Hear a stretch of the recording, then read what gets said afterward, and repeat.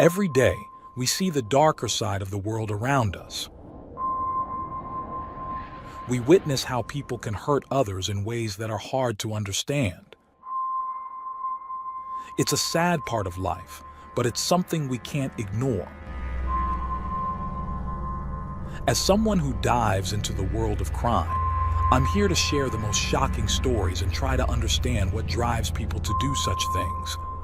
I'm Michael, and today, I've got another unreal true crime story for you. It was a sunny summer morning in 1975 when 8-year-old Gretchen Harrington left her home to walk to church camp in Marple Township, Pennsylvania. It was a quiet, safe neighborhood where kids often walked alone, and no one ever thought twice about it. But that morning, Gretchen didn't arrive at camp, and as time passed, her family and neighbors grew more worried. What could have happened during that short walk? Who could have taken her from a place where everyone trusted each other? The truth, when it finally came out, would leave the entire community shocked and heartbroken.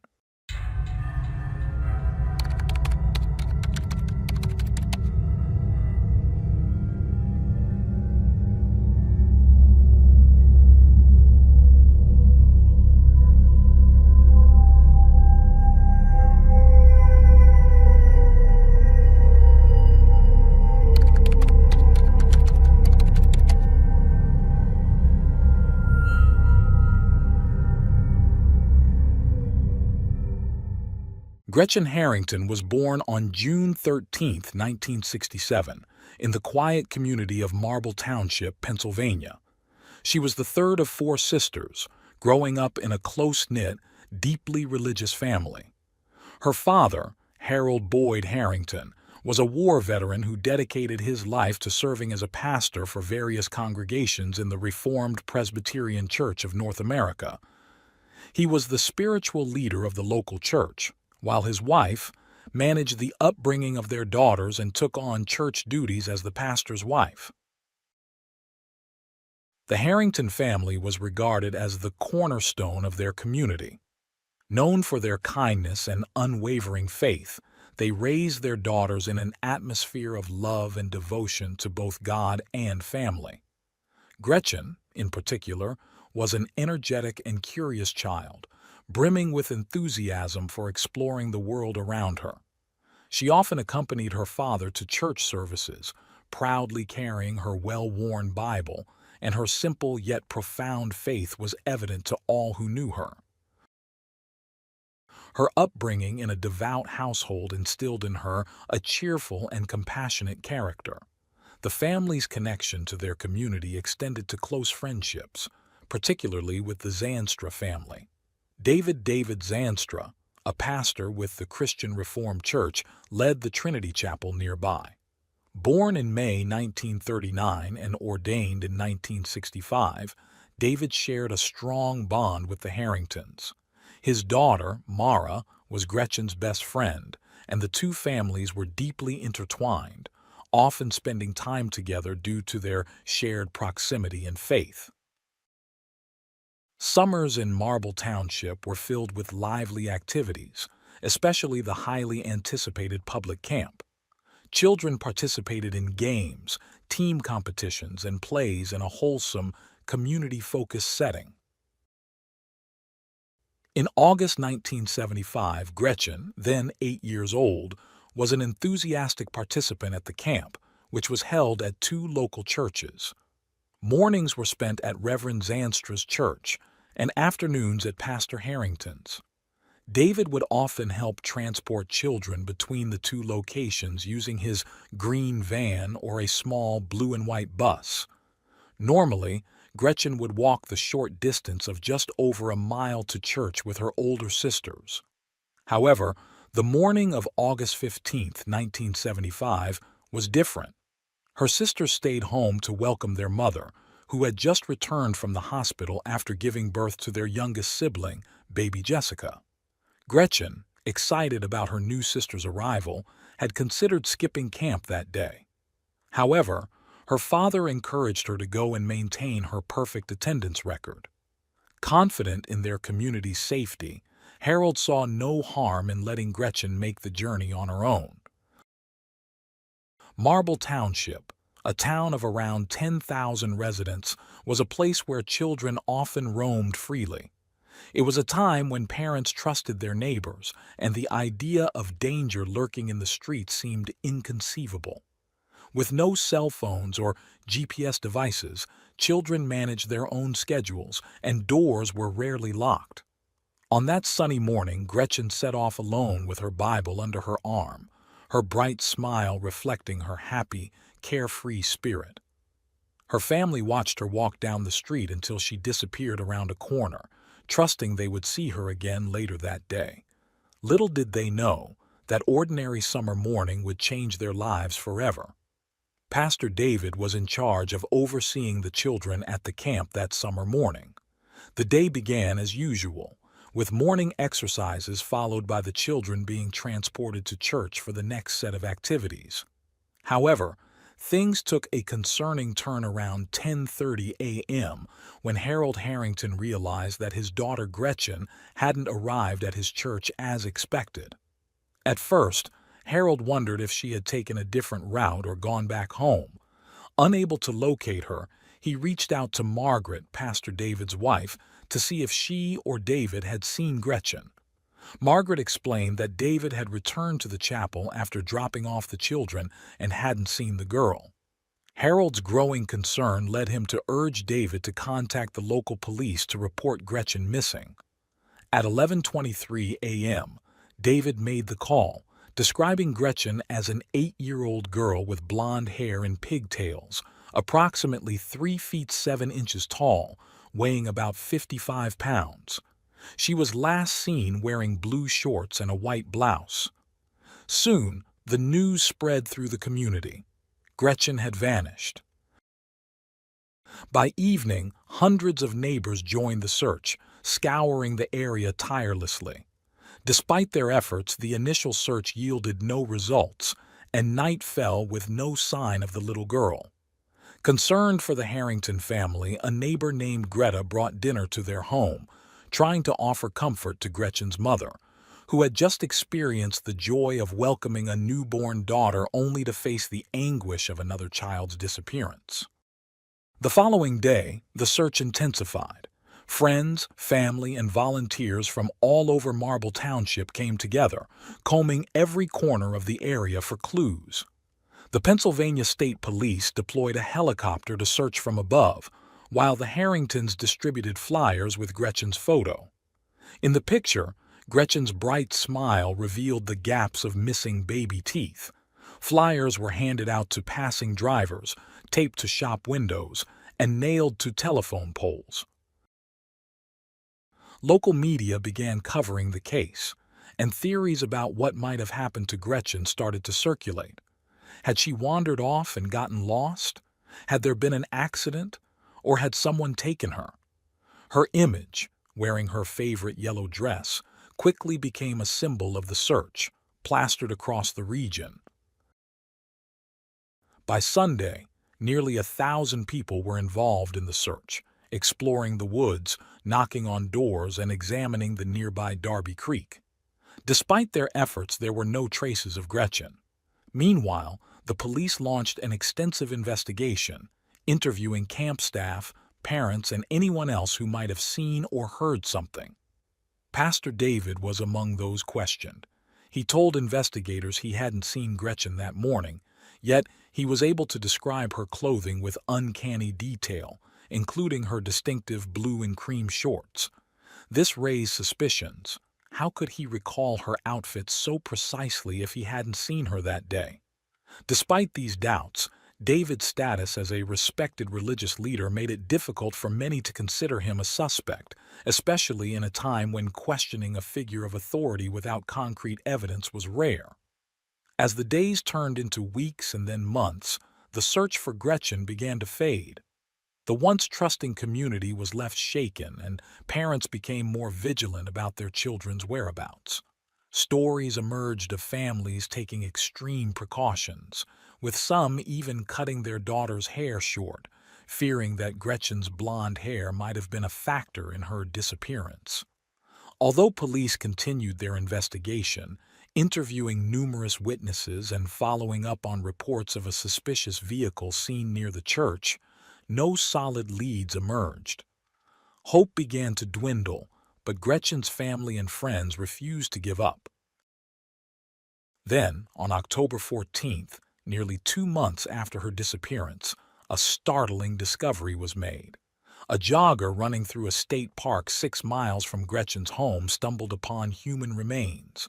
The discovery sent shockwaves through the community, reigniting fears and raising new questions about what had happened to the little girl who had disappeared so suddenly that summer morning. Upon discovering what appeared to be a child's body, the jogger immediately contacted the authorities. When Gretchen's family was informed of the discovery, they went to the scene, where her father, Harold, sorrowfully identified the clothing as that which Gretchen had been wearing on the day she disappeared. Dental records later confirmed the remains were indeed Gretchen's. The preliminary autopsy report revealed harrowing details. Gretchen had suffered at least 2 severe blows to the head, resulting in skull fractures and brain injuries, leading the medical examiner to conclude she had been brutally assaulted and her death classified as a homicide. While there were suspicions of sexual assault, the condition of the remains made it impossible to confirm. The tragic confirmation plunged the community into deep mourning and bewilderment, while the Harrington family faced the devastating loss of their beloved daughter. Pastor David played a significant role in offering solace to the grieving family, even officiating Gretchen's funeral, which was attended by a heartbroken and fearful congregation. In the following week's sermon, Harold expressed his profound grief, yet demonstrated unwavering faith, stating that Gretchen was now in God's care, the most loving Father. In the meantime, the discovery of Gretchen's body reignited police interest in the case, prompting new witnesses to report sightings of suspicious men in the area. Some mentioned seeing a green station wagon near the scene, while others described a vehicle with a red roof and dark body. However, none of these leads provided sufficient evidence to identify a suspect. David became a person of interest, particularly because he owned a green station wagon similar to the one reported and had previously described Gretchen's clothing in remarkable detail. Despite detectives' persistent questioning, he maintained that he had not seen Gretchen that morning and could not explain his detailed description of her attire. Parallel investigations into known local sex offenders and the vehicles spotted in the area also led to dead ends. The investigation encountered numerous obstacles, and Gretchen's case remained unsolved, becoming a haunting mystery for nearly 5 decades. The crime continued to linger in the collective memory, with those who knew Gretchen ensuring her story was passed down to new generations. One such individual was Joanna Falcone Sullivan, an American writer who was 9 years old and living in the area when the tragedy occurred. She dedicated much of her professional life to researching the case and its impact on the community.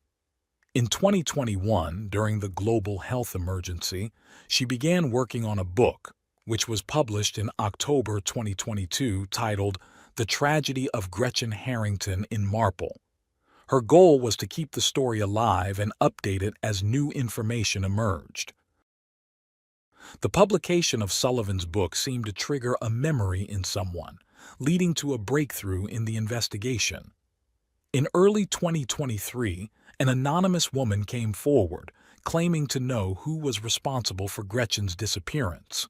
This witness, a childhood friend of Zanstra's daughter, recounted unsettling incidents that had occurred during sleepovers at the pastor's house in 1975.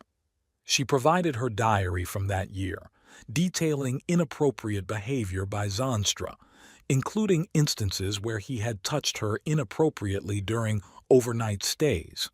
The informant, now 60, told investigators that when she confided in Zanstra's daughter about the incidents, The response was that her father sometimes behaved that way with certain guests. The diary also mentioned a separate incident involving an attempted abduction of another neighborhood girl named Holly, adding further weight to the investigation. These events coincided with the time of Gretchen's disappearance, prompting authorities to take the witness's statement seriously. Armed with this renewed testimony, police reopened the case and located David Zanstra, now an 83-year-old retiree living in Marietta, Georgia, where he had moved with his wife after retiring in the mid-2000s. Initially, Zanstra denied any involvement in Gretchen's disappearance and the allegations concerning the other two minors. However, faced with mounting evidence and new information, he eventually confessed to the crime, albeit claiming that his advanced age made it difficult to recall all the details precisely. According to his confession, on the morning of August 15, 1975, he saw Gretchen walking alone and offered her a ride in his green station wagon, which she accepted, trusting him as a familiar figure. Instead of taking her to the church, he drove her to a secluded, wooded area. Once there, he attempted to coerce her into undressing, but when she refused, he resorted to violence. Zanstra admitted to striking Gretchen, leading to her death, and then concealing her body in the woods. David Zanstra was subsequently charged with multiple offenses, including criminal homicide and first-degree murder, in the killing of 8-year-old Gretchen Harrington in Marple Township, Pennsylvania. On July 17, 2023, the Delaware County District Attorney's Office announced Zanstra's arrest in Georgia. He was charged with first, second, and third-degree murder, as well as the kidnapping of a minor and possession of a criminal instrument. Authorities requested that Zanstra be denied bail, citing his threat to the community and the risk of flight. The judge granted the request, and Zanstra was held in pre-trial detention at a county jail in Georgia, awaiting extradition to Pennsylvania. In a press statement, the district attorney detailed how Zanstra had committed the crime, describing it as every parent's worst nightmare and emphasizing the devastating impact on the Harrington family and the wider community. Following legal protocols, representatives from the Delaware County Sheriff's Office coordinated Zanstra's extradition to Pennsylvania, where he would stand trial. Zanstra's confession, while providing closure to Gretchen's family and community, also raised disturbing questions about whether he might have had other victims. A DNA sample was taken from him and entered into the combined DNA index system to check for connections to open cases nationwide, including unsolved disappearances, sexual assaults, and homicides. Investigators uncovered Zanstra's extensive pastoral career, which had granted him access to vulnerable individuals for decades. Before moving to Marple Township, he had served as a pastor at a now-closed church in New Jersey. After Gretchen's disappearance, he and his family relocated to a suburban church in Dallas, Texas, where he led a congregation for 7 years. He later joined a church in San Diego, remaining there until 1990, and ultimately retired in California in 2005 at the age of 65. The Reformed Christian Church of North America, which had overseen the churches where Zanstra served, issued a statement claiming no prior knowledge of complaints against him but pledged full cooperation with law enforcement.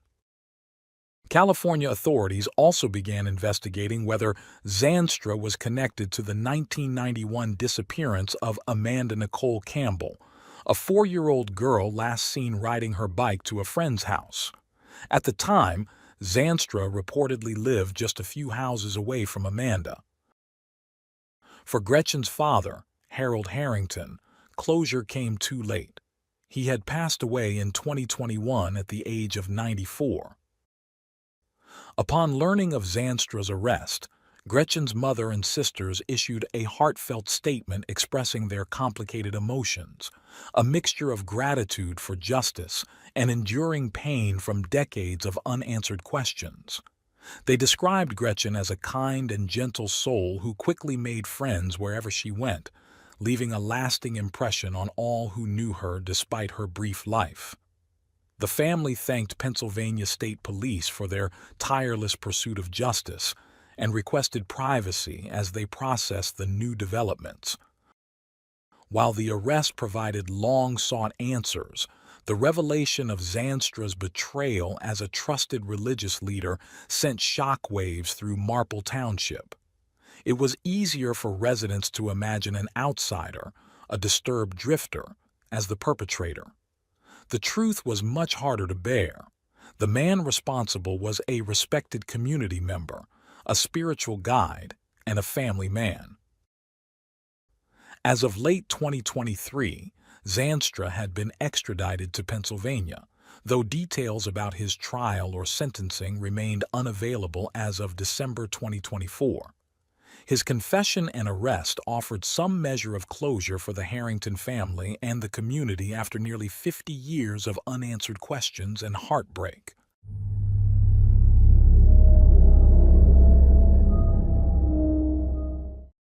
Thanks for tuning in to Unreal True Crime.